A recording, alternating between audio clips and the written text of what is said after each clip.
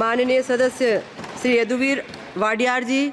Honorable Speaker, Madam, I thank you for this opportunity. Madam, I'm a first-time Member of Parliament and I'm really grateful that my first speech is on education itself. Madam, the vision of the Prime Minister recognizes that education must be amongst the foremost pillars in order to build this Viksit Bharat. Post-independence, for reasons best known to those in power at the time, we continued to persist in the submissive system that was incorporated during the British Raj. And that same system was strengthened until, of course, we had a complete transformation and overhaul with the new education policy in 2020. With this overhaul, we've had a rekindling of the creative spirit in Indian children. We've had our own interests and passions set free. And most importantly, we've been allowed to move on to the path of knowledge, which is a central tenet of the Bharatiya principle, the Jnana Marga. Alongside this, it is extremely laudable that the global goals that we also have, understanding that we are within the global community as well, is something that we are also aspiring to with the UN Sustainable Development Goals of ensuring quality and equitable education for all. Madam, the demand for grants reflects these, especially in the increased spending on education. Since 2014, we've had an increased allocation of around 4.7%, which, and in this year particularly, is an approximately 7% increase. 73,000 crores being spent on school education, 47,619 crores being spent on higher education. Madam, the demand for grants reflects a further strengthening of the transforming Indian education system, an emphasis on skill-based learning, a much-needed technology-driven teaching environment, and an increased investments in the school education system. It promises a robust system that will power future generations and build successful careers fulfilling their aspirations. Madam, it's a universal truth that education is a bulwark against perpetuation of poverty amongst weaker sections of society.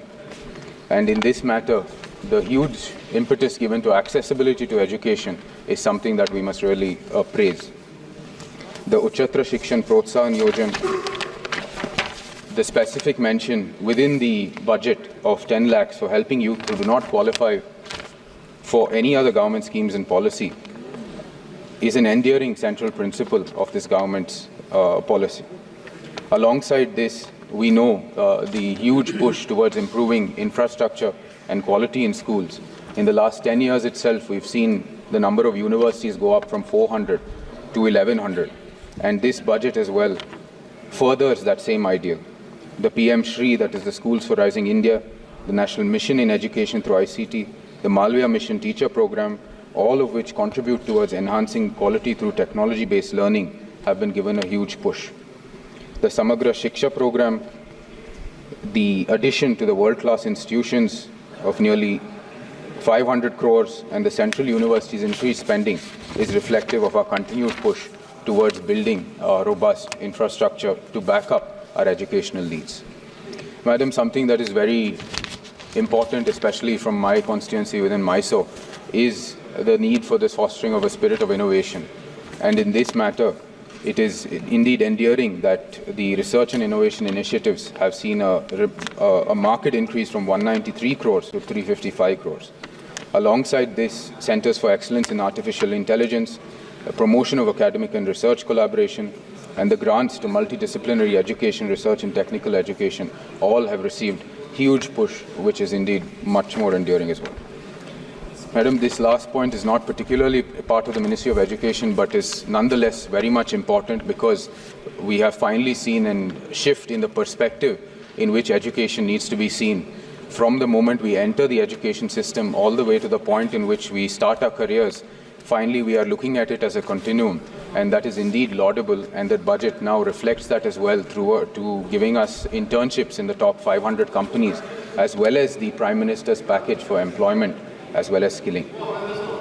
Madam, I represent the Mysore and Kodagu constituency. Mysore as a city has many legacy educational institutions and has made a name for itself in modern times as well as an educational hub. The city, however, I think aspires to greater contributions, and we require many more economic drivers. So my kind submission to the Minister for Education is to set up a triple IT in Mysore. This will ensure that the educational base for fostering IT hub that Mysore has a potential to become will see be true. Madam, I also represent Kodagu, and Kodagu University is one of the newer universities in our state. Given the many climatic events, some that we've seen with our brothers and sisters in Kerala as well, which have created tragedies there, the university being in Kushal Nagar can serve as a center for ensuring that climate-related, climate-resilient crops, climate-resilient infrastructure can be researched and developed there as well in Kodagu University.